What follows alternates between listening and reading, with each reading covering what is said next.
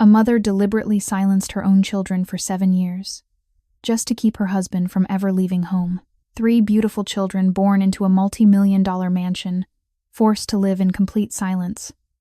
Not because of illness, but because their own mother secretly implanted tiny metal pieces right behind their ears. And the only person who discovered this horrifying crime was a destitute woman trembling with hunger walking 5 miles home every night through the bone-chilling cold of Las Vegas. She wasn't a doctor. She wasn't a detective. She had no money, no power. She only had the ability to feel pain. And that very ability brought an entire empire crashing down in a single night. Are you ready to hear a story of love, betrayal, and miracles that begins with the most horrific crime a mother could ever commit? Before we dive into this chilling and mysterious story, please remember to subscribe to the channel Alex Truths and like this video. Every subscription, like, and share from you is a huge spiritual gift and an incredibly profound source of motivation for the channel's growth, so we can continue bringing wonderful videos every day to everyone. There would be no greater joy than receiving your love and support through the comments you leave. Right below this video, comments sharing your emotions or telling us which province or city you're living and working in while listening to this story. Alright, let's continue together and immerse ourselves in this amazing, captivating story that's filled with deep emotions. My name is Elena Ramirez, and as of October 2025, I am 28 years old, a single mother, living in the forgotten corners of North Las Vegas, Nevada, where the bright lights of the Strip feel like a cruel joke, told from miles away. I wake up every morning on a thin mattress in a single wide trailer that leaks when it rains and bakes like an oven in the desert heat. The trailer belongs to no one now. My mother passed 2 years ago from a heart condition the free clinic could never quite catch in time, and the rent is always late, always a fight with the landlord who threatens eviction like it's his. Favorite hobby. My little girl, Sophia, who is 6, sleeps beside me, her small body curled tight against the cold that seeps through the thin walls, even in October. We share one blanket, the kind you buy for $5 at the dollar store, threadbare and smelling faintly of mildew. I haven't eaten a full meal in 3 days. Yesterday I gave the last slice of bread to Sophia, watching her small fingers tear it apart like it was treasure. My stomach is a constant gnawing ache, the kind that makes your vision blur at the edges and your hands shake when you try to tie your shoes. I am thin, too thin, my ribs press against my skin when I breathe, my arms like sticks wrapped in faded skin. Sleep comes in, fits, and starts because the neighbors fight all night, and the wind howls through the cracks, carrying the scent of dust and distant exhaust. I am always tired, bone-deep tired, the kind of exhaustion that makes you wonder if you'll ever feel rested again. But I keep going. I have to. I clean casino offices after midnight, scrubbing floors that rich people walk on without noticing, emptying trash cans filled with champagne bottles and crumpled $100 bills. The job pays almost nothing after taxes, but it's steady, and it lets me bring home a few leftover pastries sometimes for Sophia. I walk the 5 miles home at dawn, feet aching and worn sneakers with holes in the soles, passing the glittering casinos that mock me with their promises of fortune. I never go inside. I know better. Luck doesn't find people like me. Today is no different. October 10th, 2025. The air is cooler now, but the wind still bites. I drop Sophia at the free after-school program run by the church down the block. It's the only place she can go where there's heat and someone to watch her, and head to my shift. My hands are cracked from the cleaning chemicals, nails broken short. I wear the same faded jeans and hoodie every day, the ones I wash in the laundromat sink because I can't afford the machines. People look through me on the street. I am invisible, and sometimes I am grateful for it. Across the city, in a sprawling mansion perched on a hill overlooking the Strip, Vincent Vinny Rossi lives a life I can scarcely imagine. He is 55, fair-skinned, of old Italian-American stock, born and raised right here in Nevada. He is wealthy beyond words, casinos, hotels, protection deals that everyone knows about but no one dares speak of aloud. He is powerful, the kind of man who makes rooms go quiet when he enters. But beneath the tailored suits and the calm voice, Vinny carries a weight that no amount of money can lift. 7 years ago, in a private hospital suite that cost more than I will see in a lifetime, his triplet sons, Luca, Marco, and Nico, were born. The delivery room was filled with doctors, machines, and quiet efficiency. But when the boys came into the world, there was no cry. No sound at all. Tests followed scans, specialists flown in from New York and Chicago, millions spent without hesitation. The verdict was always the same: complete deafness, no clear cause, no cure. Idiopathic, they called it.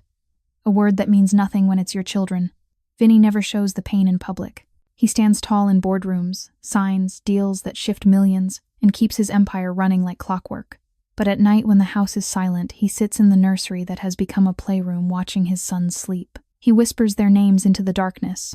They do not stir. He claps his hands near their ears, plays music from his phone, speaks directly into the quiet. Nothing. The guilt eats at him like acid. He wonders if he failed them somehow, if his life, the choices he made, brought this curse upon them. Remorse consumes him, violent and unrelenting. He punches walls when no one is watching. Knuckles bleeding, tears he will never admit to falling. He has built an empire, but he cannot give his boys the one thing they need most: sound. The boys are 7 now. They are beautiful, dark hair, bright eyes, quick smiles. They sign with flying hands, laugh silently at private jokes, chase each other through the mansion's marble halls. But they are isolated. Other children shout and scream in playgrounds. The triplets watch from the edges, feeling the vibrations, but never the joy of shared voices. Vinny sees it every day. It tears him apart. He funds research labs, donates to deaf foundations, hires the best speech therapists and sign language experts. Nothing changes. The silence remains. One afternoon in early October, Vinny decides he cannot keep them locked away any longer. He takes the boys to a quiet public park downtown, away from the mansion's gates and security cameras. Just the 4 of them plus one trusted bodyguard who keeps his distance. The boys run on the grass, kicking a soccer ball, their laughter silent but their joy real. Vinny sits on a bench, watching his heart a storm of love and torment. He wants to hear them call him Dad. He would give everything, every dollar, every deal for that single word. I finish my shift at 4 a.m, the casino offices gleaming behind me. My body hurts back, aching feet blistered. I start the long walk home. The streets are empty, the neon lights flickering like dying stars. I pass the park, cutting through to save time. That's when I see them, 3 small boys sitting on the edge of the path alone, looking lost. Something pulls at me, the same pull I feel when someone is hurting and no one notices. It's sharp, almost painful in my chest. I slow down. The boys are dressed in nice clothes, clean jackets, new sneakers, but their faces are pale, eyes wide. One of them touches his ear, wincing slightly. My heart lurches. Pain. I feel it clearly. I approach slowly, hands visible, voice soft. "Are you boys okay?" They look up startled. They don't answer with words. Instead, their hands move, quick signs I recognize from a cousin who is hard of hearing. They are deaf. The pull grows stronger. I kneel a few feet away, keeping my distance. "My name is Elena," I say slowly, pointing to myself. "Do you need help?" One boy, Luca, I will learn later, points to his ear again, face scrunched. The others nod. Something is wrong. Very wrong. I glance around. A man in a dark coat stands at the edge of the park watching. He starts walking toward us fast. My stomach twists with fear. Is he dangerous? I stand ready to run if I have to, but something tells me to stay. The man reaches us. He is tall, broad-shouldered, fair-skinned, eyes sharp with worry. "Boys," he says, voice low and commanding, but gentle with them. He signs quickly. They run to him, hugging his legs. He looks at me. Our eyes meet. In that instant, everything stops. His face changes shock, then something deeper, fiercer. His gaze lingers on my thin frame, the worn hoodie, the exhaustion I cannot hide. I feel exposed, ashamed. I am a mess, hair tangled, clothes dirty from work. But he does not look away. "Who are you?" he asks, voice rough with emotion. He tries to control. "Elena," I whisper, voice timid, polite. I just saw them. They looked like they were hurting." He studies me. Then slowly he nods. "I'm Vincent.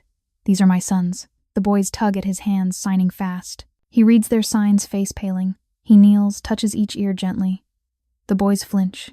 His hands shake. Something is wrong with their hearing devices. Something hidden. He looks back at me, eyes burning. "You felt it, didn't you? Their pain." I nod, tears stinging. Yes. In that moment, the world narrows to us. Him, a powerful man with an empire and a broken heart. Me, a destitute woman who has nothing but the gift of feeling others hurt. He stands, offering his hand. "Come with us. Please." I hesitate. Fear surges, confusion, dizziness, numbness in my legs. Who is this man? What if this is a mistake? But the boys look at me with trust, and something in Vincent's eyes, raw, consuming, almost desperate, pulls me forward. I take his hand.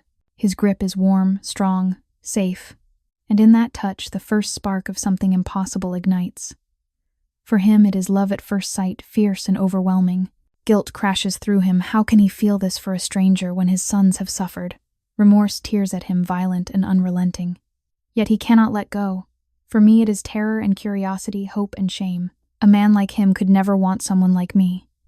I am nothing, but he holds on, and the empire of silence begins to crack.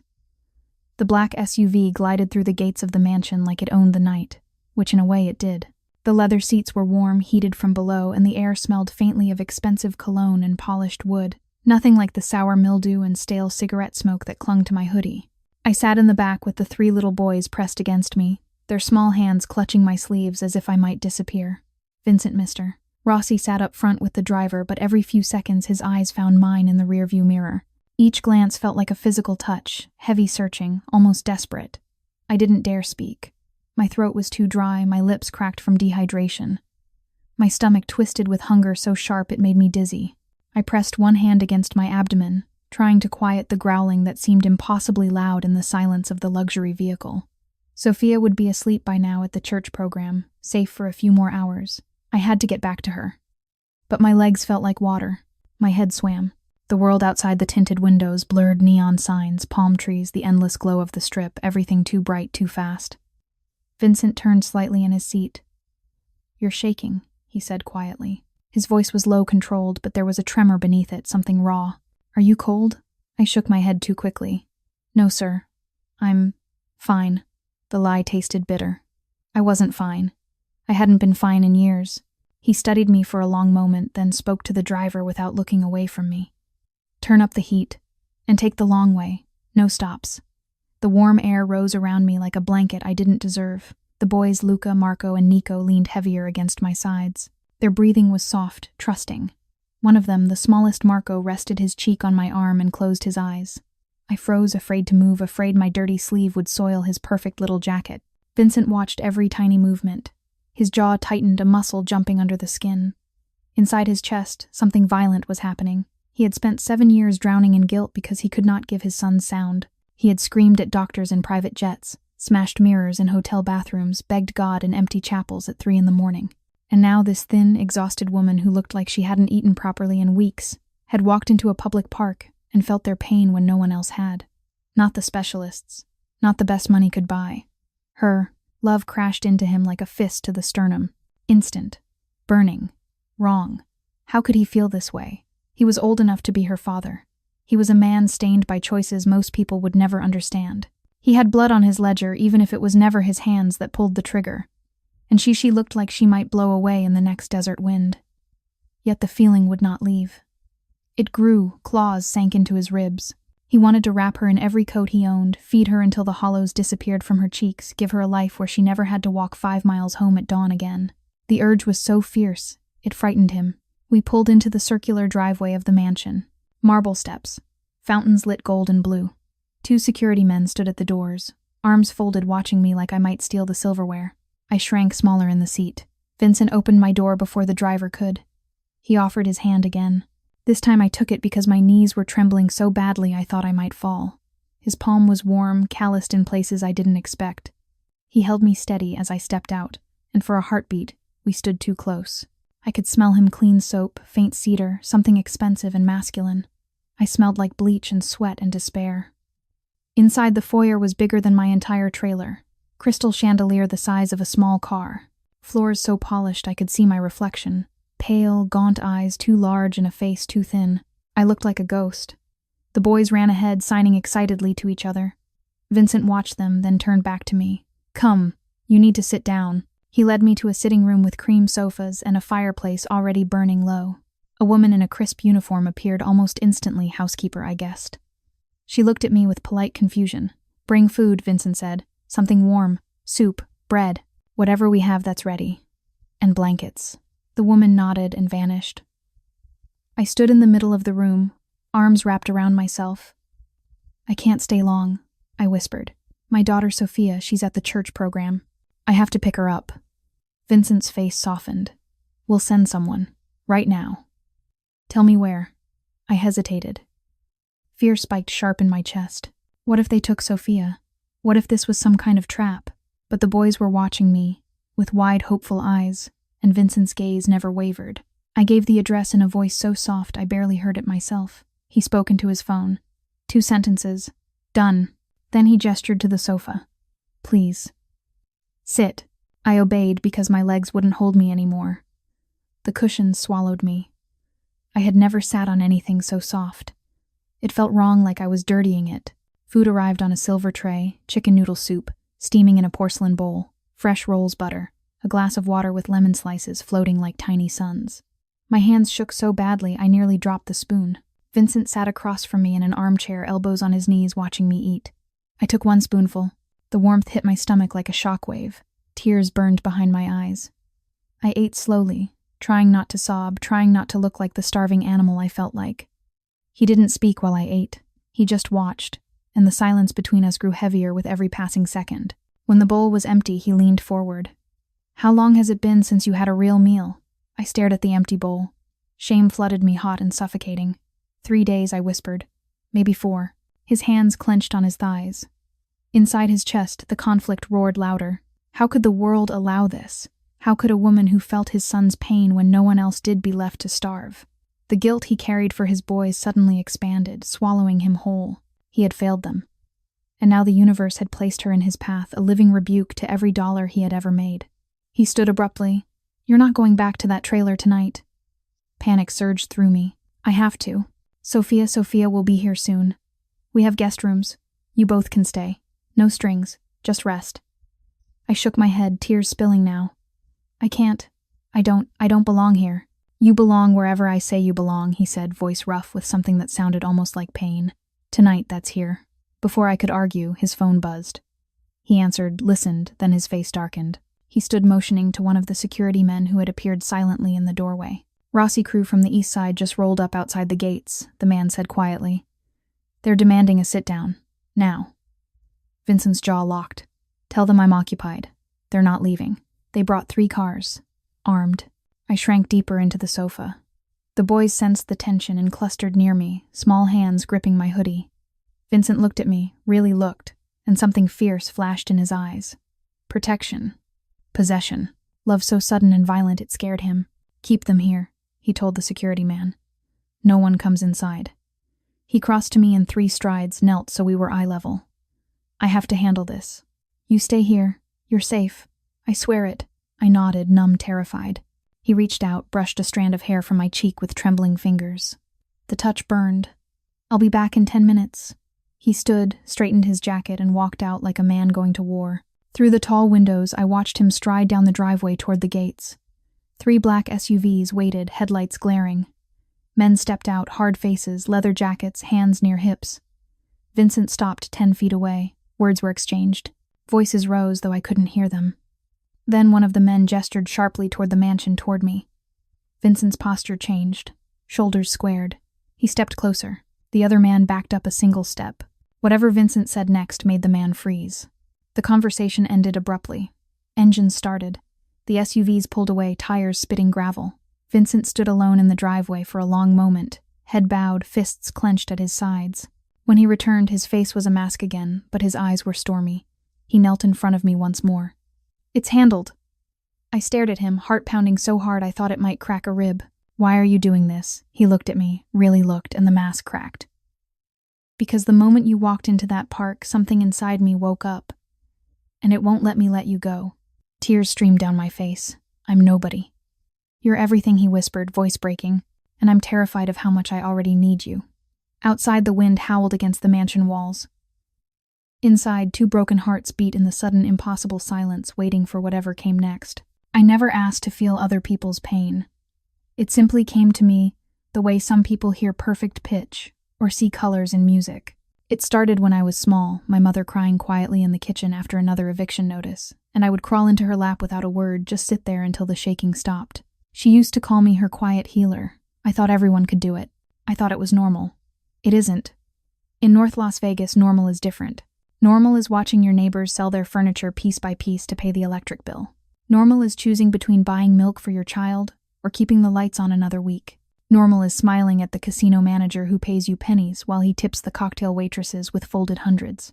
Normal is walking home at dawn with holes in your shoes, wind cutting through your hoodie like knives, wondering if tonight will be the night the landlord finally changes the locks. I had learned to live with the hunger. The constant low-grade ache in my stomach had become background noise, like the hum of the refrigerator that no longer worked. My arms were thin enough that people sometimes asked if I was sick. I wasn't sick. I was starving in slow motion. My hair fell out in the shower in clumps I hid in the drain so Sophia wouldn't see. Sleep came in snatches, 3 hours here, 2 there, because the trailer walls were paper thin and the couple next door screamed until sunrise. The cold nights in October were the worst. The wind found every crack, every gap in the siding and pressed against my skin until my bones hurt. And still I felt everything. The cocktail waitress who smiled all night but cried in the bathroom stall because her boyfriend left her. The veteran outside the grocery store, hands shaking on his cardboard sign, eyes empty. The little boy at the church program whose mother never came back from her night shift. I felt them all. Sharp, sudden stabs in my chest that stole my breath. I couldn't walk past. I never could. That was why I stopped in the park that afternoon. That was why I knelt in front of 3 small boys whose pain screamed louder than anything I had ever felt before. And that was why when Vincent Rossi knelt in front of me in his own living room and said, "You're everything," something inside me shattered and began to rebuild at the same time. I spent the first night in the mansion, wrapped in terror. The guest room was bigger than my entire trailer. The bed had sheets so soft I was afraid to touch them. There was a bathroom with hot water that never ran out, thick towels, soap that smelled like lavender, instead of the dollar store bar I used. Sophia arrived in the arms of a kind-faced security man who carried her like she was made of glass. She was asleep, cheeks flushed from the warmth of the car. I took her from him with trembling hands and laid her on the enormous bed. She stirred only once, murmured Mama, and drifted off again. I didn't sleep. I sat on the edge of the mattress, knees drawn to my chest, staring at the door. Every creak of the house made me flinch. What if this was a dream? What if I woke up tomorrow on the thin mattress with the wind howling and Sophia hungry again? What if Vincent changed his mind in the morning and sent us back to the trailer with nothing but pity? At 3 in morning I slipped out of the room. Barefoot, hoodie pulled tight. Around me, I wandered the hallways like a ghost. Marble floors cold against my feet. Paintings on the walls that probably cost more than I would earn in 10 lifetimes. I found the kitchen gleaming stainless steel double ovens. A refrigerator bigger than my bathroom. I opened it once, saw shelves of food, and closed it again quickly. I didn't dare take anything. Not yet. Vincent found me there, standing in the dark with the refrigerator light spilling across my bare feet. He didn't speak at first. He just leaned against the doorway, arms folded, watching me. "You should be sleeping," he said finally. "I can't." He stepped closer. The kitchen light came on automatically as he moved, soft, golden, warm. It made the shadows under my eyes look even darker. "Tell me what you're afraid of." "Everything. Nothing. You." I swallowed. "I don't know how to be here." He studied me. "You're here because my sons needed you. And because He stopped, jaw tightening. The words he didn't say hung between us like smoke. "Because I need you too." The silence stretched. Then he reached past me, opened a cabinet, pulled out a small glass, and filled it with water from a pitcher in the refrigerator. He handed it to me. "Drink." My hands shook as I took it. The water was cold, clean, tasted like nothing I remembered. I drank slowly, eyes down. When the glass was empty, he took it from me, set it aside. Then, very gently, he lifted my chin with one finger until I had to look at him. "You are safe here," he said. "You and Sophia. No one will hurt you. No one will take you away." Tears burned behind my eyes again. "Why are you doing this?" "Because the moment you touched my son's pain, you touched mine too. And I've carried it alone for 7 years. His voice cracked on the last word. I stared at him, really stared. The powerful man who commanded rooms full of dangerous people. The man who had just stared down 3 carloads of rivals without flinching. And now he stood in his own kitchen at 3 a.m, eyes wet, looking at me like I was the only thing keeping him from drowning. Love doesn't ask permission. It arrives like a storm. For him, it had arrived the second our eyes met in the park. Fierce, unreasonable, terrifying. He hated himself for it, hated the timing, hated the age difference, hated that he was a man marked by shadows while I was light he didn't deserve. But the feeling wouldn't leave. It clawed deeper with every breath. For me, it was suspicion wrapped in wonder. How could someone like him look at someone like me? I was filth on marble. I was hunger in silk sheets. I was nothing. Yet, when he reached out and tucked a strand of hair behind my ear, his fingers lingered. The touch was so careful, so reverent that my knees buckled. He caught me before I fell. Arms strong around my waist, face inches from mine. "I won't let you fall," he whispered. I believed him. And that belief terrified me most of all. The next morning, the house was alive with small sounds, boys laughing silently as they chased each other through the halls. The housekeeper humming while she prepared breakfast, the low murmur of security radios outside. I dressed Sophia in one of the oversized t-shirts someone had left in the room. It hung to her knees like a dress. She looked around with wide eyes, touching everything as if it might vanish. Vincent appeared in the doorway, wearing a simple black sweater and jeans. No suit, no armor, just a man. He smiled at Sophia. "Good morning, little one." She signed something shyly. He answered in perfect sign language, slow and clear. My heart squeezed so hard it hurt. Breakfast was eggs, toast, fruit, bacon, food I hadn't seen in months. I watched Sophia eat with both hands, cheeks bulging, eyes shining. I ate slowly, still afraid it would disappear. Vincent sat across from us, coffee in hand, watching. Halfway through the meal, his phone buzzed. He glanced at it, face hardening. He excused himself, stepped into the hallway. I heard raised voices, his low and dangerous. Another man's defensive. When he returned, his knuckles were white. "Everything okay?" I asked softly. He forced a smile. "Just business." But I felt it, the spike of anger, the undercurrent of worry. He was protecting something, or someone. Later that afternoon, while the boys napped, he found me on the terrace overlooking the city. He stood beside me, hands in his pockets. "They came again last night," he said quietly. "The East Side crew. They think I'm going soft. They think I'm distracted." I turned to him. "Because of me." He looked at me, eyes burning. "Because of you." Silence. Then he stepped closer. "I don't care." "You should," I whispered. "I'm nobody. I'll only bring trouble. You're not nobody." His voice was rough. "You're the first person in 7 years who saw what my sons needed. The first person who made me feel something other than guilt." He reached out, cupped my cheek. I leaned into his touch before I could stop myself. "I'm scared," I admitted, voice trembling. "So am I," he said. "But I'm not letting you go." Outside, the city glittered below us, bright, cruel, beautiful. Inside, 2 hearts beat in terrified rhythm, falling faster than either of us could control. And somewhere in the distance, the wind began to howl again. The afternoon sun of October 11th, 2025 burned low and gold over the downtown park, turning the grass into something almost beautiful. I had not planned to be there. My shift had ended early because the casino offices were being deep cleaned by a different crew, and the supervisor sent me home with half a day's pay docked for slow work. Slow work. I had scrubbed until my knuckles bled, but the floors still gleamed only where I had reached. The rest stayed dull like everything else in my life. I walked the long way home to avoid the main streets where people stared. My sneakers slapped against cracked sidewalk soles so thin I felt every pebble. Sophia was at the church program until 5. That left me 2 hours to breathe, to think, to pretend I wasn't slowly disappearing. The park appeared on my left, small, shaded. The kind of place families came when they wanted to pretend the city wasn't swallowing them whole. I cut through it because it shaved 10 minutes off the walk. That was when I saw them. 3 little boys, no older than 7, sitting on the edge of the path. Clean clothes, new shoes, hair combed. But their faces were pale, eyes wide with something that wasn't quite fear, more like confusion mixed with quiet hurt. One of them kept touching the side of his head just behind his ear, wincing every time his fingers brushed the spot. The pull hit me like a fist to the sternum. Pain. Triple pain. Sharp, constant, buried deep. I stopped walking. My heart stuttered. I should have kept going. I was tired, hungry, aching, but the feeling wouldn't let me. I approached slowly, hands out where they could see them. "Hi," I said softly. "Are you boys okay?" They looked up. No words. Instead, their small hands moved quick, graceful signs. Deaf. My chest tightened. I knew a little sign language from my cousin, who lost his hearing after a fever when we were kids. I signed back, slow and careful. "My name is Elena. Do you need help?" The smallest one, dark curls, big, brown eyes, pointed to his ear again, face scrunched. The other 2 nodded, eyes pleading. I knelt a few feet away, keeping distance. "Does it hurt?" I signed, pointing to my own ear. They all nodded, fast and desperate.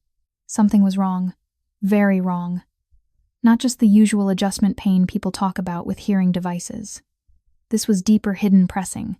I glanced around. A man in a dark coat stood near a tree about 30 yards away, watching. Bodyguard, I realized. His eyes were on the boys, but he hadn't noticed me yet. I looked back at the children. "Can I see?" I signed, gesturing gently toward the side of the head of the boy who seemed to hurt the most. He hesitated, then leaned forward slightly. I moved closer, slow, careful. My hands shook not from cold, but from the intensity of what I felt pouring off him. Behind the small hearing processor, the skin was red, swollen, angry. I touched the area lightly, just the air around it. He flinched. I pulled back. "I'm sorry," I whispered. But he grabbed my wrist gently, not to stop me, but to keep me there. He wanted me to keep going. My breath caught. I felt it then. Something hard, small, unnatural under the skin, near the processor. Not part of the device. Something else. Horror rose in my throat. This wasn't medical. This was deliberate. Before I could process it, heavy footsteps approached. The bodyguard reached us in seconds. Tall, broad face, hard. Step away from the children, he ordered. I stood, heart hammering. They're hurting. There's something wrong with their ears. The man's eyes narrowed. You don't know what you're talking about. I know pain when I feel it, I said, voice trembling but steady. The boys clustered closer to me, small hands clutching my hoodie. They signed to the bodyguard, fast, urgent. He read their signs, face paling slightly. Then another set of footsteps, faster, heavier.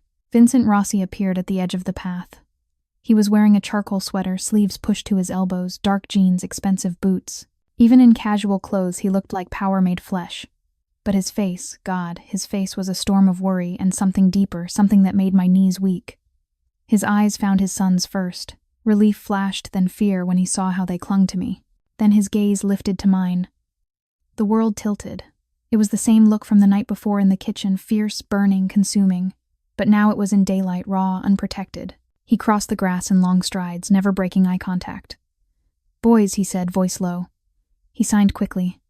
They ran to him, hugging his legs, signing over and over. He knelt, gathered them close, kissed each dark head. Then he stood still, holding the smallest one on his hip, and looked at me again. You, he said. Not a question. A statement. A recognition. I nodded, throat too tight to speak.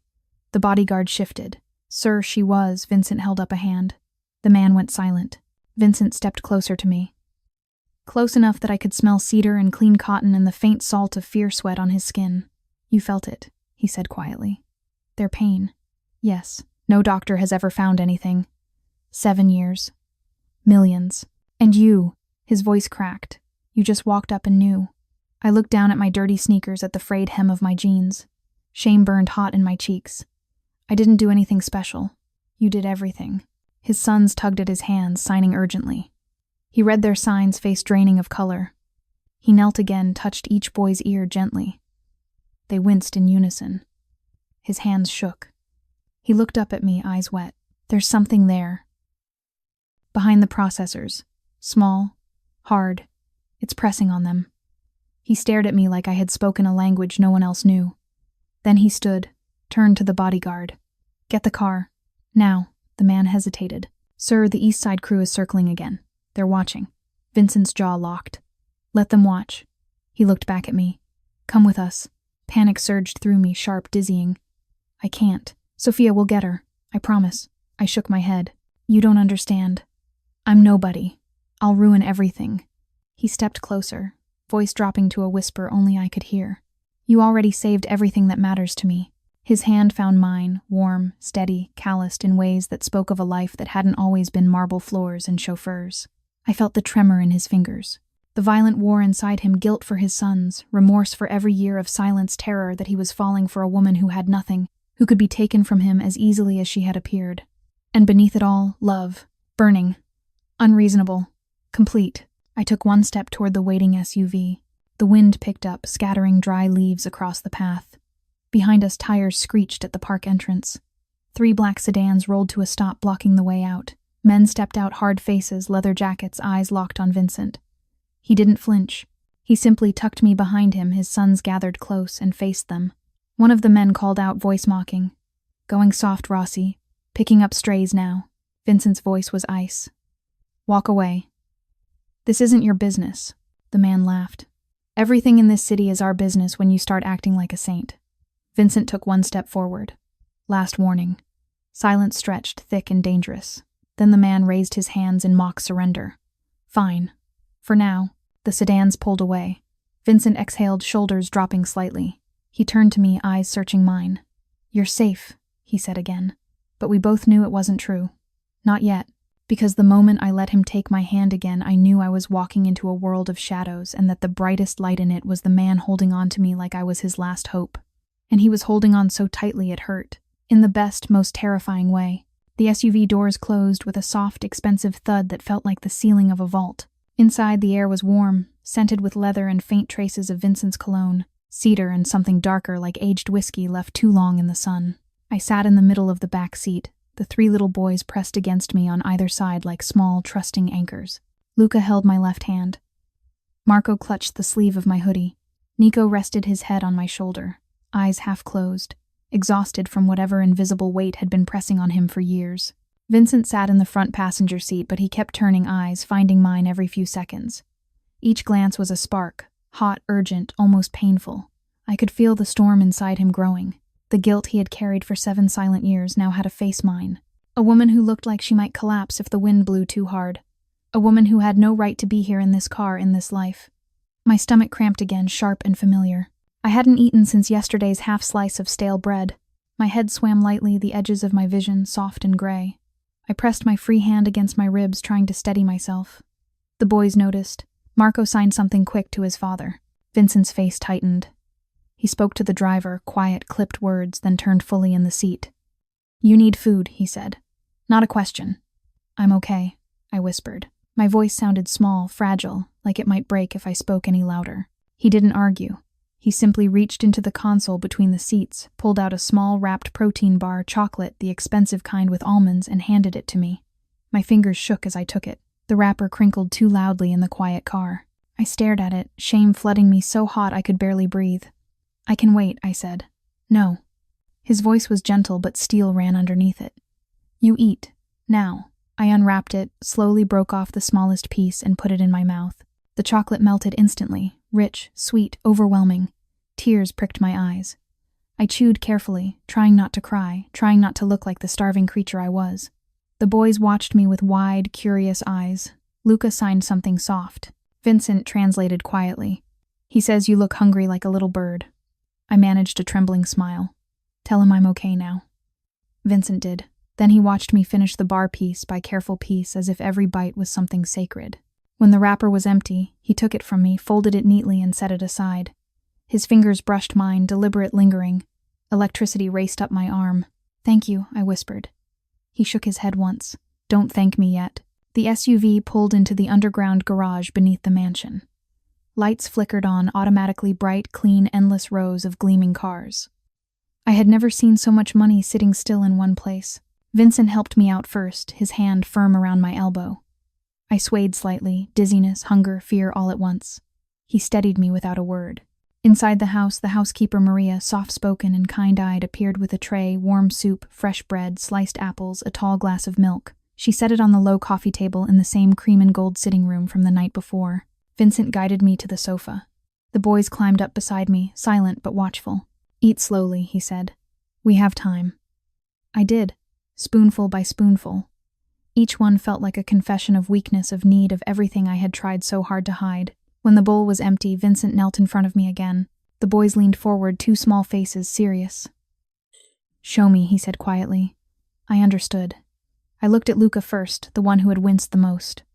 "May I?" I asked, signing as I spoke. He nodded.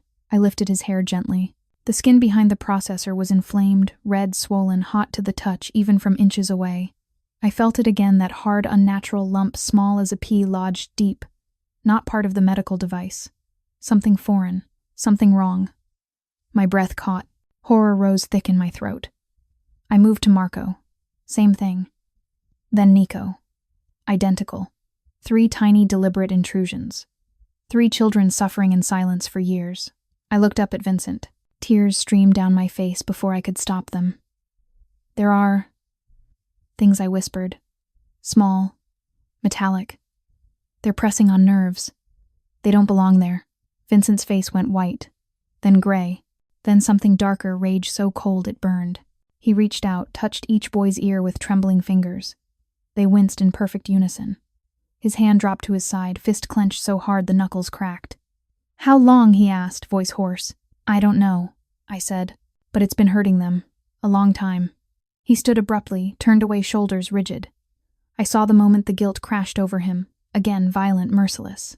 7 years, millions spent, specialists from across the country. And no one saw, no one felt, except me. He spun back, eyes blazing. "You're going to take them out." Panic surged through me. "I can't, I'm not a doctor. You're the only one who found them." "I could hurt them." "You won't." His certainty terrified me. But the boys looked at me with such trust, such absolute faith, that my heart cracked open wider. I nodded, once numb. Vincent spoke to Maria in rapid, quiet Spanish. She disappeared, returned with a small medical kit, sterile gloves, antiseptic wipes, tiny forceps gauze. Everything clean, professional, expensive. He knelt beside me again. "I'm right here," he said. "Every second." I pulled on the gloves with shaking hands. The latex snapped against my thin wrists. I started with Luca. I cleaned the area first, gentle, slow. He watched me, eyes wide but unafraid. I pressed lightly around the processor, felt the foreign object shift just slightly. I took a breath. "This might hurt a little," I signed, "but I'll be quick." He nodded. I hooked the tiny forceps under the edge of the lump. One smooth, careful pull. It slid free. A small metallic object, shiny, sharp-edged, no bigger than a grain of rice, lay in my palm. Luca gasped silently, eyes flying wide. Then he turned his head sharply toward the window. A car horn sounded faintly outside. His head snapped toward it again. Tears spilled down his cheeks. He could hear. The room went still. Vincent made a broken sound, half sob, half prayer. I moved to Marco. Same careful steps, same gentle pull. Another small device. Marco's eyes filled with tears. He pointed toward the fireplace, where the logs snapped softly. He heard. Nico was last. By now my hands were shaking so badly. Vincent had to steady them with his own. The third object came free. Nico's face crumpled. He looked at his father, mouth open in silent wonder. Then he whispered, scratchy, uncertain, barely audible, "Dad." Vincent broke. He dropped to his knees, gathered all three boys into his arms, and sobbed great, heaving, silent sobs that shook his whole body. The boys clung to him, crying too, voices small and new and miraculous. I sat frozen, the three tiny metal pieces in my palm, tears streaming down my face. Vincent lifted his head, looked at me through wet eyes. "You gave them back their world," he rasped. I shook my head. I just felt it. He reached across the space between us, took my trembling hand, the one holding the evidence, and closed his fingers around mine. "You gave me back mine too," he whispered. In that moment, the love that had ignited in the park became something unbreakable, something fierce, something that terrified us both. Because we both knew the truth, the world outside these walls would not let this miracle stand unchallenged, and the men who had come to the gates earlier, they would be back. Harder, angrier, ready to tear everything apart. But Vincent held my hand tighter, and I didn't pull away. The sitting room felt suddenly too small, the air too thick, the fire in the hearth crackling like distant gunfire. The three tiny metal pieces lay in my open palm, cold, sharp-edged, gleaming under the chandelier light like accusations. Each one no bigger than a grain of rice, yet heavy enough to have stolen 7 years of sound from 3 innocent children. Vincent stared at them as though they were live scorpions. His face had gone from raw wonder to something far darker, rage, so pure it seemed to burn the oxygen from the room. His hands, still cradling Nico against his chest, trembled violently. The boy's small voice, scratchy, unused, miraculous, echoed in the silence between us. "Dad." That single word broke him again. He pressed his forehead to Nico's dark curls, shoulders shaking with sobs he could no longer hide. Luca and Marco clung to his sides, their own tears silent no longer. Soft, new sounds escaped them. Gasps, hiccups, tiny whimpers of disbelief and relief. I sat frozen on the cream sofa, gloves still on the medical kit, scattered around me like evidence at a crime scene. My heart hammered so hard I thought it might bruise my ribs. Dizziness swept over me in waves. Hunger shock. The sheer impossibility of what had just happened. My vision blurred at the edges. I gripped the edge of the cushion to keep from falling sideways. Vincent lifted his head. His eyes, red-rimmed, fierce, glistening, found mine. "You did it," he rasped. "You actually did it." I shook my head slowly. "They trusted me. That's all." "No." His voice cracked like dry wood. "No one else saw. No one else felt. Not the best doctors money could buy. Not the specialists I flew in from New York, from Boston, from anywhere that promised hope. 7 years, Elena. 7 years of silence. And you," he couldn't finish. He set Nico gently on the sofa beside me, then knelt again right there on the priceless Persian rug in front of me. His large hands covered mine, folding my fingers closed around the evidence of the crime. The touch was electric. Desperate. Reverent. His thumbs brushed over my cracked knuckles, over the thin skin stretched tight across bone. He looked at my hands like they were sacred relics. "You're shaking," he whispered. "So are you," I answered, voice so soft it barely carried. A long, trembling silence stretched between us. Then he lifted my hands still closed around the metal fragments and pressed them to his lips. The kiss was not romantic in the way movies show. It was raw, grateful, almost violent in its intensity. A man who had spent years drowning in guilt, now kissing the hands that had pulled his sons from the deep. I felt the heat of his tears fall onto my skin. My own tears spilled faster. I couldn't stop them. Outside, tires screeched again, louder this time, closer. Vincent's head snapped up. His face hardened in an instant. Maria, the housekeeper, appeared in the doorway, face pale. "Sir, 3 cars at the gate again. They're not asking politely this time." Vincent stood slowly, every movement deliberate, controlled. But I saw the tremor in his jaw, the way his fists clenched at his sides. "Keep the children inside," he told her. "And Elena," he looked down at me, "stay here. No matter what you hear." Fear clawed up my throat. "Vincent, I'll be back," he said, voice low, fierce. "I swear it." He strode out, shoulders squared, the powerful man once more. I gathered the boys close. They were still crying, soft hiccuping sounds that tore at my heart. I rocked them, gently humming the only lullaby I knew, the one my mother used to sing when the wind howled through the trailer and the landlord banged on the door for rent. Minutes dragged like hours, then shouting from the driveway. Raised voices, not quite yelling, but tense, sharp, dangerous. I heard Vincent's voice, low, calm, lethal. "You come to my home. You threaten my family. You think that ends well." Another voice, mocking loud enough to carry. "We heard you're distracted, Rossi. Playing house with some street rat. Thought we'd remind you who runs this city." My stomach dropped. They were talking about me. The unfairness of it burned, vicious, humiliating. I was nothing, a skeleton in borrowed clothes, and yet my presence here had become a weapon against him. The boys sensed my fear. Luca signed frantically, "Daddy, okay?" I forced a smile. "He's okay. He's strong." But inside I was shattering. More shouting. A car door slammed. Engines revved. Then silence. Terrible waiting silence. The front door opened. Vincent walked in alone. His sweater was rumpled. A small cut on his lower lip, barely bleeding. His knuckles were red. He saw me and the boys and crossed the room in 3 strides.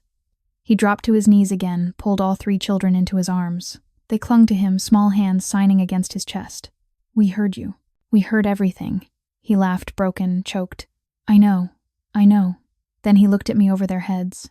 His eyes were wild, haunted, filled with something so fierce it stole my breath. "They won't come back tonight," he said quietly. "But they'll try again. They always do." I nodded, numb. He reached past the boys, took my hand, the one still trembling, and pulled me gently forward until I was kneeling, too, surrounded by small bodies in his warmth. "I'm sorry," he whispered. "I'm so sorry you're caught in this." I shook my head. I chose to stay. His thumb brushed my cheek, wiping away tears I hadn't realized were falling. "You shouldn't have to choose between safety and kindness," he said. "You shouldn't have to choose at all." The room went quiet. Only the fire crackled. The boys slowly relaxed, exhaustion overtaking wonder. Maria appeared with blankets, tucked them around the children on the sofa. One by one, they drifted off, breathing soft, even miraculous sounds, filling the space where silence had ruled for so long. Vincent and I remained on the floor, kneeling, hands still joined. He looked at me, really looked. "You're exhausted," he said softly. "I'm always exhausted." I answered the truth, slipping out before I could stop it. His face twisted pain, remorse, fury at the world that had let me suffer. He stood, pulled me up with him. My legs buckled slightly. He caught me around the waist without hesitation. "You're not going back to that trailer," he said. "Not a request. A vow. Not tonight. Not ever." Fear and wonder warred inside me. "Vincent, I can't, you can." His voice dropped to a whisper. "And you will. Because I can't breathe thinking of you out there cold, hungry, alone. Not when I have all this." He gestured to the mansion, the wealth, the safety. "And you have nothing." Tears burned again. "I'm nobody." He cupped my face with both hands, gentle, reverent. "You're everything," he said again, the same words from the night before, but heavier now, truer. "You're the miracle I didn't know I was allowed to have." His forehead rested against mine. We stood like that, 2 broken people in a palace of glass and gold, while the fire burned low and the city glittered cruelly beyond the windows. And in the stillness, the love that had sparked in a public park became something undeniable, something dangerous, something neither of us could ever walk away from. Outside, the wind howled once more, warning, promising, waiting. But inside, for the first time in years, there was sound. There was hope. And there was us, 2 hearts beating, in terrified, perfect rhythm, falling deeper into the impossible. The sitting room had become a sanctuary of fragile miracles.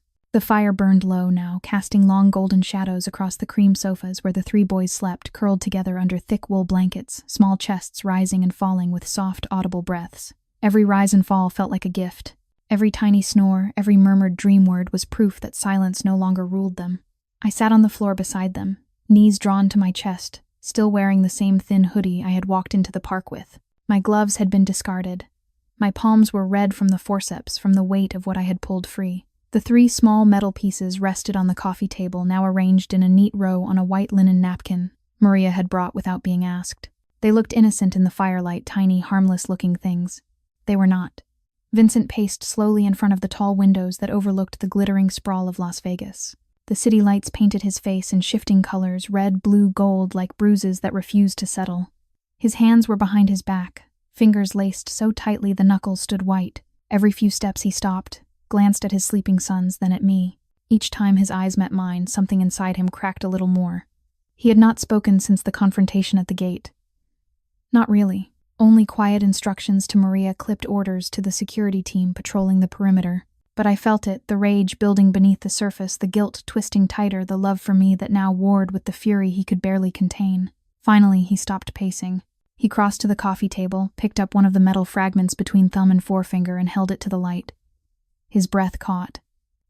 "I know this signature," he said, voice so low it barely carried. My heart stuttered. "What do you mean?" He turned the tiny device slowly. There, etched, almost invisibly along one edge, was a series of microscopic numbers and letters. A code, a maker's mark. "Custom work," he said. "High-end surveillance. Not medical. Not even close." His jaw clenched. This came from Tony. The name landed like a stone in still water. I had never met Tony, but I had heard the name whispered by the security men earlier, Vincent's cousin. His second in command for over 15 years, the man who handled the delicate side of the business, so Vincent's hands could stay clean in public. Vincent's eyes closed for a long moment. When they opened again, they were hollow. "He was there," he said, "when the hearing processors were last adjusted. 3 months ago. He insisted on supervising the technicians. Said it was for security. I trusted him." His voice broke on the last word. "I trusted him with my children." The guilt crashed over him visibly, shoulders bowing, breath coming in short, ragged pulls. He had built an empire on loyalty, on blood ties, on the belief that family was the one thing that could never betray him. And it had. He looked at me, then really looked, and the pain in his eyes was so raw I felt it in my own chest. "I let this happen," he whispered. "I let someone hurt them. For years, because I was too busy running the city to see what was right in front of me." I rose slowly, legs unsteady, and crossed the few feet between us. My hand found his wrist, thin fingers against thick, strong ones. "You didn't know," I said softly. "I should have." His voice cracked. "I should have felt it, the way you did." I shook my head. Tears slipped down my cheeks again. "I only felt it because I've spent my whole life feeling everything, because I've been cold and hungry and invisible. You were busy protecting them the only way you knew how." He stared at me like I had offered him absolution he did not deserve. Then he pulled me closer, slowly, carefully, as if I might shatter, and rested his forehead against mine. "I don't deserve you," he whispered. "Not after this." My heart tore itself in two. "You're not the one who did this." But I let it happen. The silence that followed was heavy, suffocating. Outside, tires crunched on the driveway, gravel again, slow, this time deliberate. Vincent stiffened. He released me gently, stepped to the window, parted the heavy drapes, just enough to see. A single black sedan idled at the gate. No entourage, no show of force. Just one car. The driver's door opened. A man stepped out, mid-40s, dark hair, leather jacket, hands visible and empty. "Tony." Vincent's breath hissed between his teeth. He turned to Maria, who had appeared silently in the doorway. "Keep the children upstairs. Lock the playroom. No one in or out." She nodded and hurried away. Then he looked at me. "Stay here," he said. I grabbed his sleeve. "Don't go alone." His eyes softened for a fraction of a second. "I have to." He walked out. I watched from the window as he strode down the marble steps, unflinching toward the gate. Tony waited on the other side of the iron bars. The two men faced each other, cousins, brothers, in everything but blood now enemies. Words were exchanged, low and tense, impossible to hear from this distance. Then Tony gestured toward the mansion, toward me. Vincent stepped closer to the bars. His posture changed, shoulders squared, voice rising just enough that I caught fragments on the night wind. "You touched my sons," he said. "You put those things in their ears." Tony's shoulders slumped. He didn't deny it. He spoke for a long time, head bowed, hands gesturing helplessly. Vincent listened. And with every word, the rage in him grew colder, sharper. When Tony finished, Vincent said something short, final. Tony's head jerked up. He stared at Vincent like a man seeing his own execution. Then he nodded once, slow defeated.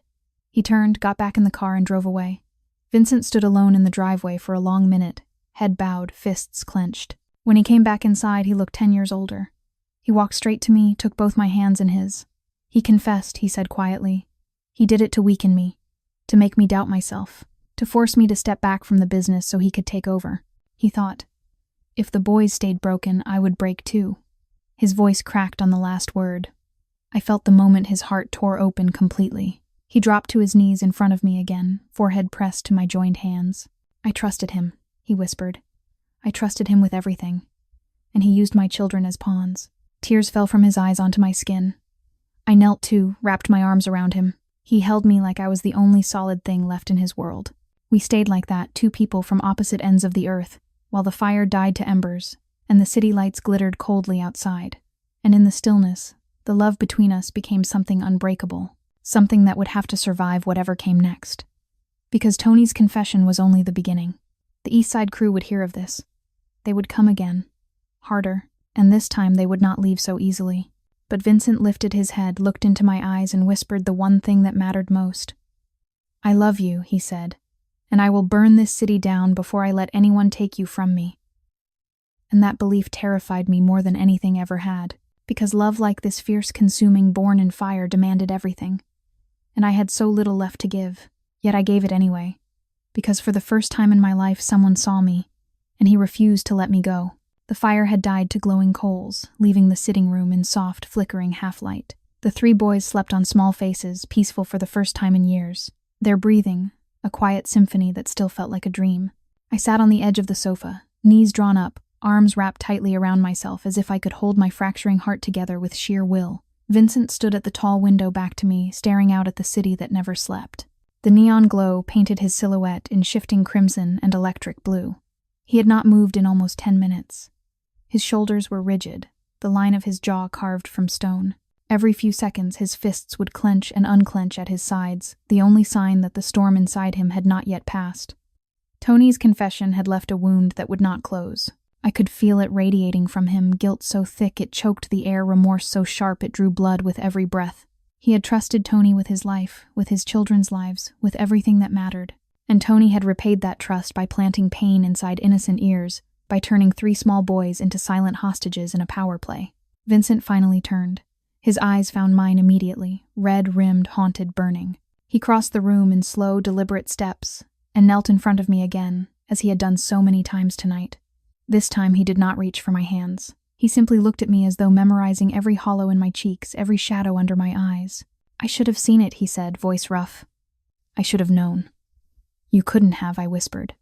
No one could. I should have been better.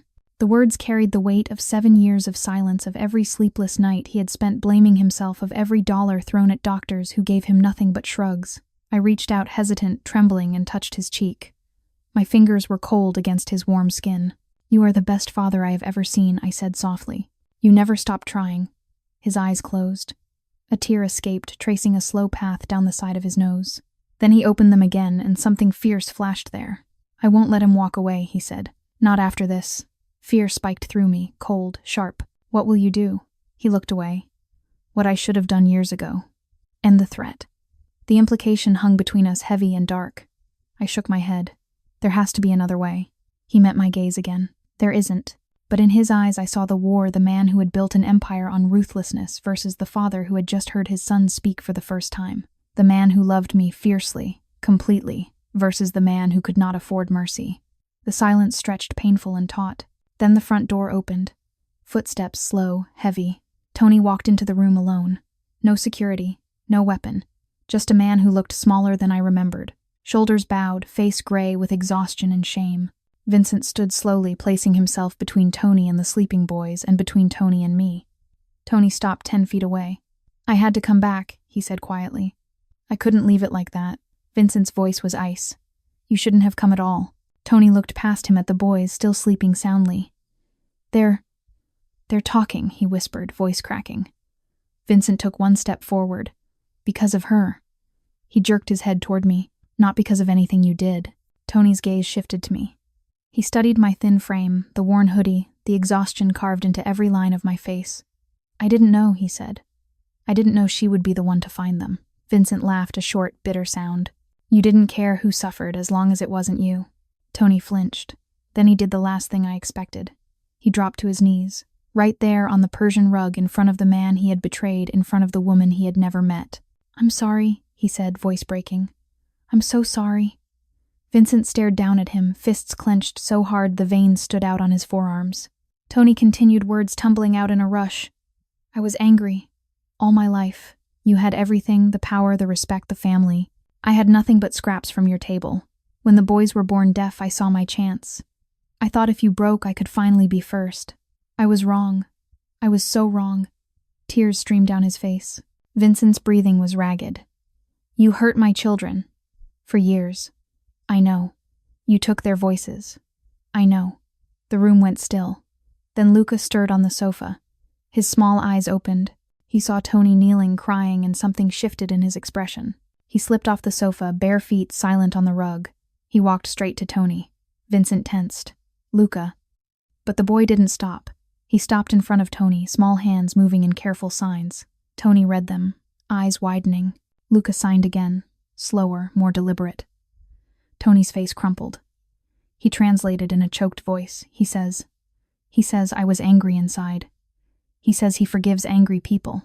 Vincent made a sound, half sob, half gasp. Luca reached out, small arms wrapping around Tony's neck in a hug. Tony broke completely. He wrapped his arms around the child gently, so gently, and wept like a man who had finally been seen. Marco and Nico woke, then saw their brother hugging the man who had hurt them, and one by one they slipped off the sofa and joined the embrace. 3 small boys forgiving the unforgivable. Vincent stood frozen, watching. Tears streamed down his face unchecked. He looked at me, eyes wide, shattered, full of wonder and pain. Then he walked forward, knelt beside the pile of bodies, and wrapped his arms around all of them. Sons, cousin, betrayal, forgiveness, everything. I stayed where I was, tears falling freely, heart so full it hurt. After a long time, Vincent spoke, voice hoarse, thick with emotion. You don't get prison, he said to Tony. You don't get death. You get exile. You leave the city tonight. You never come back. But I will make sure you have a place to go. A chance to start over. Because my sons asked me to. Tony nodded against Luca's hair. Thank you. Vincent looked up at me over the top of the boys' heads. His eyes said everything he could not speak aloud. Thank you for showing me mercy is possible. Thank you for showing me love is stronger than hate. Thank you for saving us all. Later, after Tony had left quietly, after the boys had been tucked back into bed with kisses and whispered promises, Vincent found me on the terrace. The night air was cool, carrying the faint scent of desert dust and distant rain. He wrapped a thick cashmere blanket around my shoulders, soft, warm, impossibly expensive. Then he stood behind me, arms sliding around my waist, chin resting on my shoulder. I don't know how to do this, he whispered against my ear. I don't know how to be the man you deserve. I turned in his arms, looked up at him. You already are, I said softly. He cupped my face, thumbs brushing away the last of my tears. I love you, he said, more than I knew I could love anyone. I rose on my toes and kissed him, slow, trembling, full of everything we had not yet said. When we parted, he rested his forehead against mine. We're going to be okay, he whispered. I believed him, because in that moment, surrounded by wealth, I could never have imagined protected by a man who had every reason to be cruel and chose kindness. Instead, I finally understood what it meant to be seen and loved. Beyond reason, beyond measure. The city glittered below us, beautiful, cruel, endless. But up here in the quiet between heartbeats, we had found something rare, something real, and no one, not the East Side crew, not the past, not even our own broken pieces would take it away. The mansion had never felt so quiet. Even with 3 small boys finally sleeping in real beds upstairs, soft pillows, clean sheets, the faint sound of their breathing drifting down the hallway like music. The silence in the sitting room pressed against my chest like a hand. The fire had gone out completely. Only the city lights through the tall windows kept the room from total darkness, painting everything in cold blues and distant pinks. I sat on the sofa, knees pulled up the cashmere blanket. Vincent had wrapped around me earlier, still draped over my shoulders. It smelled of him, cedar, warmth, safety, and every time I breathed it in, shame and wonder fought inside me. I had never owned anything so soft. I had never been allowed to touch anything so soft. My own hoodie lay folded on the armrest, threadbare cuffs, frayed sleeves stiff with old sweat and bleach. Looking at it next to the blanket felt like staring at 2 different worlds. Vincent stood near the fireplace, one hand braced on the marble mantel, head bowed. He had not spoken since Tony left. Not a word. Just this terrible stillness, as though the weight of what had happened, of what he had almost done, was crushing the air from his lungs. I watched him, heart aching. The powerful man who had stared down armed men at his gate without flinching now looked broken in a way no one else would ever see. Finally, he spoke. Voice so low, I almost missed it. There's something else. My stomach dropped. He turned slowly. His eyes, red, exhausted, glittering with fresh tears, found mine. I had the security footage pulled, he said. From the last fitting, the day Tony supervised the technicians. He reached into his pocket, pulled out a small tablet, and tapped the screen once. A video began to play, grainy but clear enough. A sterile medical room. 3 small boys in chairs. Technicians working carefully. Tony standing in the background, arms folded, watching. Then the camera angle shifted slightly, caught a second figure near the doorway. A woman. Dark hair pulled into a neat bun. Business suit. Face half turned but unmistakable. Maria, Vincent's wife. My breath stopped. Vincent's hand shook as he held the tablet. She was there, he whispered. She asked to observe. Said she wanted to understand the process. I thought it was love. I thought she was being a mother. The footage continued. Maria stepped closer. While the technicians were distracted with paperwork, she leaned over one of the boys. Luca brushed his hair aside and with quick, practiced fingers slipped something behind the processor. Then the next. Then the next. 3 small movements. 3 lifetimes of silence. Vincent's knees buckled. He caught himself on the mantel, knuckles white. She knew, he said, voice splintering. She knew what she was doing. Every day for 7 years she watched them suffer. She held them when they cried. She signed "I love you" when they couldn't hear it. And she was the one who made sure they never would. Horror rose in me so fast I couldn't breathe. I pressed a hand to my mouth to stop the sob. Vincent looked at me, eyes wild, pleading, as if begging me to tell him it wasn't real. I married her, he said. I built a life with her. I gave her everything. And she hated me so much she hurt our children to break me. The confession tore through him like a blade. He slid down the wall until he sat on the floor, head in his hands, shoulders heaving with silent, violent sobs. I moved without thinking, crossed the rug, knelt in front of him, wrapped my arms around his shaking frame. He clung to me like a drowning man. I'm sorry, he choked out against my shoulder. I'm so sorry you had to see this. I'm so sorry I brought you into this mess. I held him tighter. You didn't know. I should have. The unfairness of it burned hot, vicious, suffocating. A mother had done this. The one person who should have protected them above all else had chosen cruelty instead. I thought of my own mother, thin, exhausted, working 3 jobs until her heart gave out, never once raising her voice, never once letting me go hungry if she could help it. And here was a woman with everything, money, status, beautiful children who had chosen pain. The contrast made me dizzy, numb, sick. Vincent lifted his head, eyes swollen, voice raw. I have to confront her. Panic surged. Vincent, she's coming home tonight. She thinks everything is fine. She thinks I'm still blind. He stood slowly, pulling me up with him. His hands framed my face, gentle, trembling. I need you to take the boys upstairs, he said. Lock the door. Don't come down until I call for you. Fear clawed my throat. What if I won't hurt her, he said quietly. I swear it. But she needs to see what she's done. She needs to look at me and explain why she stole 7 years from our sons. I nodded, tears streaming. He kissed my forehead, soft, lingering, full of everything he couldn't say. Then he walked away. I gathered the sleeping boys carried. Nico led Luca and Marco by the hand, up the grand staircase to the playroom, locked the door behind us. We sat on the thick carpet, surrounded by toys no child should ever need to escape into. I held them close, rocking gently, humming until their breathing evened out again. Downstairs, the front door opened. Heels clicked on marble. Maria's voice, bright, cheerful, floated up. Vincent, I'm home.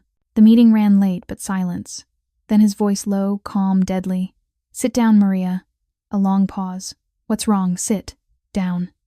I heard the sofa creak, then quiet at first, then rising his voice. You were there. The day the processors were fitted. Confusion. Then fear. Vincent, what are you? The cameras saw you. A sharp intake of breath. I can explain. You don't need to explain, he said, voice cracking. You need to listen. He told her everything. The implants. The pain. The years of silence. The miracle in the park. The woman who had walked in from the cold and given his sons back their world. And through it all, silence from her. Until finally, soft broken, she spoke. I wanted you home, she whispered. I wanted a normal life. You were always gone. Always in meetings. Always with the business. I thought, If the boys stayed broken, you'd have to stay. You'd have to choose us. The words landed like blows. Vincent's voice, when it came, was barely audible. You hurt our children. To keep me. I didn't think it would last this long. You watched them suffer. I'm sorry. The lie hung in the air, thin, unconvincing. Then footsteps. He walked to the foot of the stairs. Elena, he called softly. Bring them down. My heart stopped. I carried Nico again, led the others.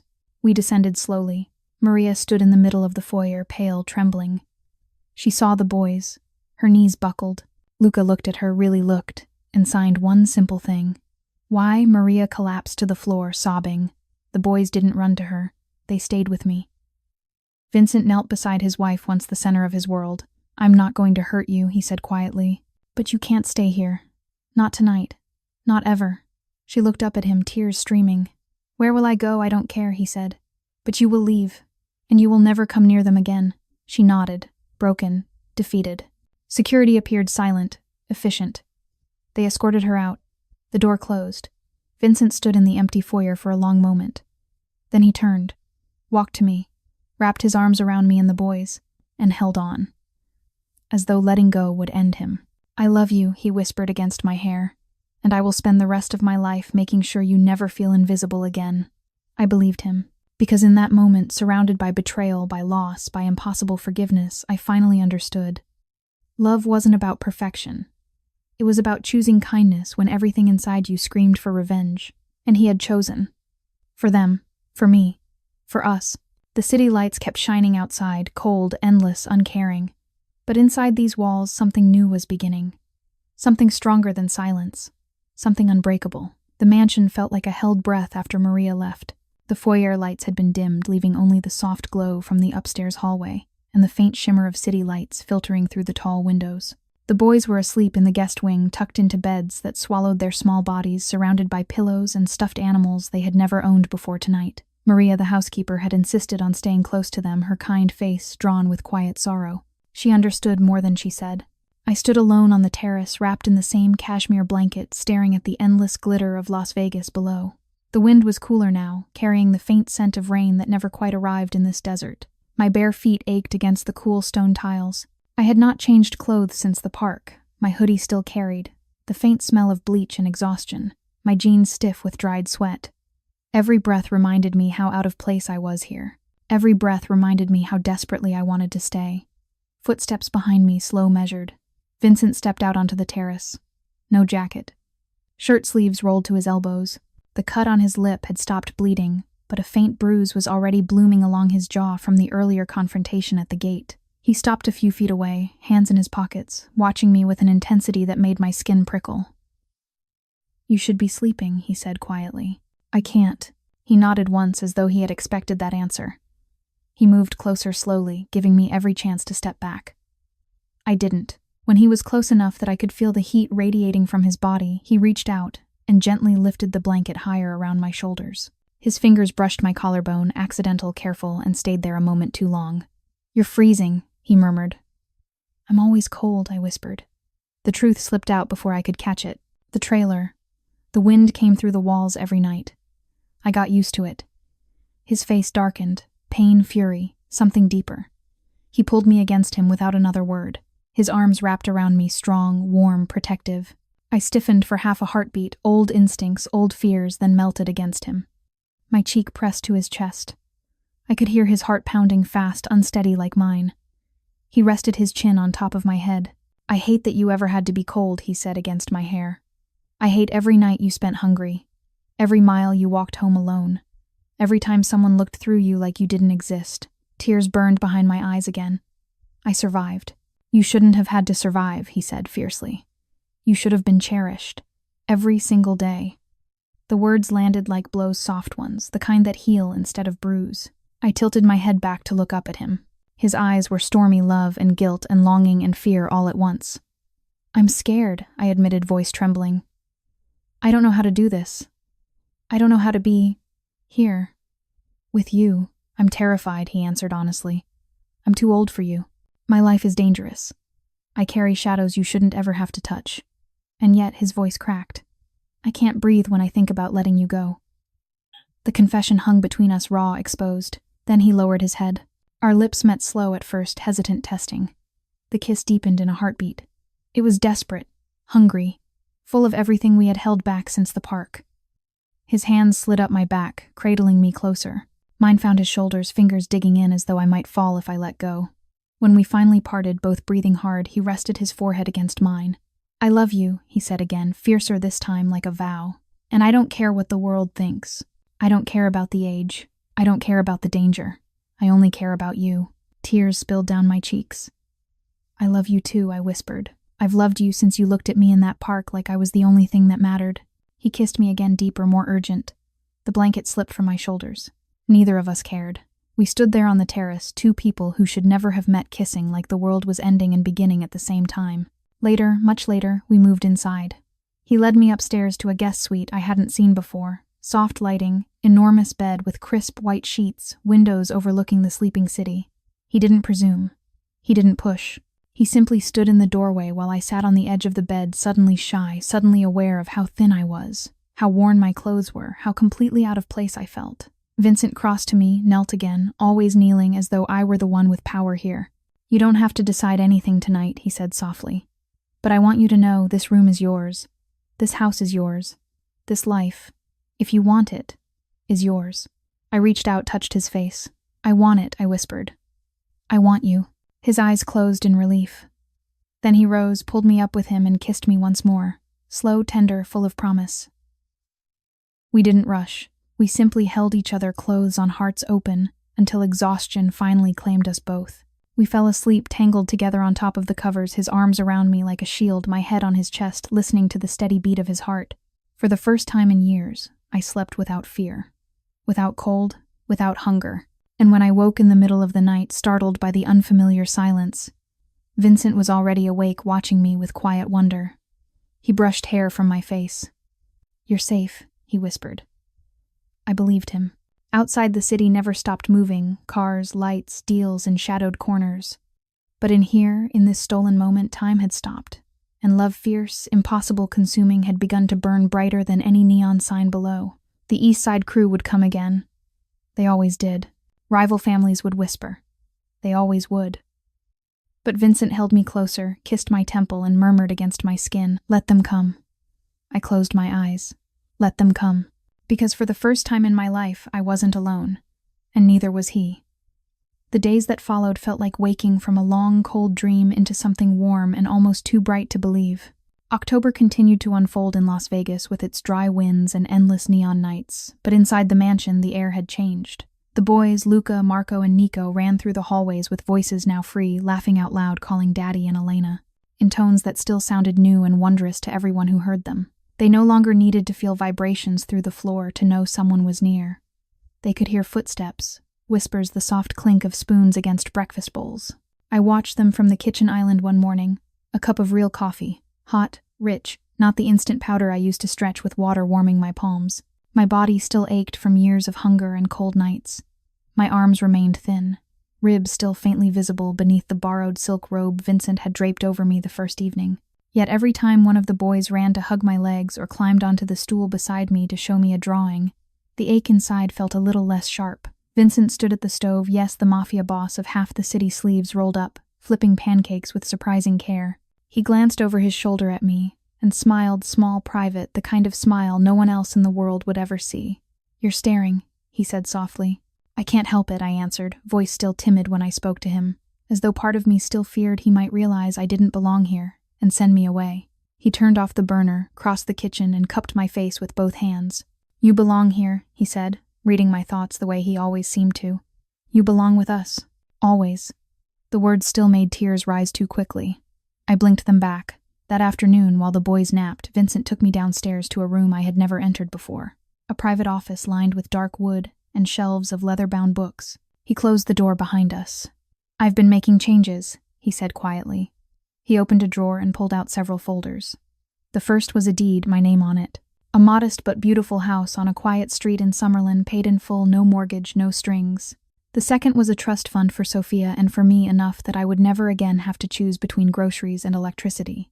The third was enrollment papers for the boys and Sophia at the best private school in the city, one with excellent support for deaf and hearing children alike. I stared at the papers until the words blurred. I can't accept this, I whispered. You already have, he said gently. Because you accepted me. He stepped closer. And because I can't live knowing you might ever be cold or hungry again. I can't live knowing there was a time when the woman I love walked miles home in the dark with holes in her shoes while I sat here surrounded by everything I never needed. His voice cracked on the last sentence. I reached up, touched his face. You're giving me the world, I said. I'm giving you what you should have had all along, he answered. And I'm stepping away from the shadows. The East Side crew came again last week, 3 cars, same threats. I met them on the edge of the strip at midnight. No guns, no fists, just words. I told them the game is changing. I told them I'm keeping only the legitimate businesses, casinos, hotels, real estate. The rest is done. I felt the weight of what that meant. They won't accept it easily, I said. They already tried not to, he replied with a small, tired smile. I stood in the middle of the street under the lights and told them if they came for my family again, they would lose everything. Not because I would hurt them, but because I would expose every secret they've ever tried to bury. They left. They'll test me again. But I'm ready. He took my hands. I want a life with you, he said. Not behind walls, not in shadows. A real life. Picnics in the park, school events, quiet nights. I want to grow old hearing you laugh every day. Tears slipped down my cheeks. I've never had that, I whispered. I don't know if I know how. Then we'll learn together, he said. He pulled me close. We kissed, slow, deep, full of promise and healing. Later that evening, under a sky streaked with sunset, Vincent gathered the children in the backyard. A small table was set with lemonade and cookies. He knelt in front of them all, his sons and Sophia, who had already begun calling him Uncle Vinny with shy affection. I want to ask your permission, he said solemnly. The children watched him with wide eyes. I love Elena, he told them. Very much. I want to marry her and make our family official. But only if you want that too. Luca was the first to sign fast and certain. The others followed. Yes, yes, yes. Vincent's eyes filled. He looked at me. I nodded, tears falling freely. The ceremony was small, held in the backyard a week later, under strings of soft white lights. No grand cathedral. No hundreds of guests. Just the children, Maria, the housekeeper, a few trusted friends, and an officiant who spoke simple, heartfelt words. Vincent stood in a plain dark suit, no tie holding my hands. I wore a simple white dress, nothing extravagant but clean and new, the first new dress I had owned since childhood. When he said I do, his voice trembled. When I said it back, mine did too. The children cheered, real voices, loud and joyful. Afterward, we danced on the grass under the stars, barefoot laughing, the boys spinning Sophia in circles until everyone was dizzy. Vincent pulled me close as the music slowed. I love you, he whispered against my ear. Regardless of skin color, regardless of where we came from, regardless of wealth or poverty. Love sees the heart, and your heart saved mine. I rested my head against his chest. K-on-a-Ledge teaches us that true compassion knows no boundaries. Lesson after lesson shows us that real education begins when we choose kindness over judgment. K-on-a-Ledge reminds us that love is the greatest teacher. Lesson upon lesson proves that humanity flourishes when we lift each other up. Education of the soul happens when we finally understand that no amount of money or power can replace a gentle heart. Knowledge opens the door, but only love walks through it. I looked up at him. I wish everyone watching this video good health, a joyful life, and daily peace. We smiled at each other, quiet, certain. Goodbye for now, dear friends. I promise we will see you again in the next video. Please subscribe to the channel Alex Truths like this video, and share it with someone who needs to hear that love and compassion can bridge any divide. Tell us in the comments, how did this story make you feel? Does it remind you of moments in your own real life? Share your emotions, we read every comment and truly listen to the hearts behind them. Until next time, disclaimer. All stories on this channel are fictional and created solely for entertainment purposes. Any resemblance to real people, events, or places is purely coincidental.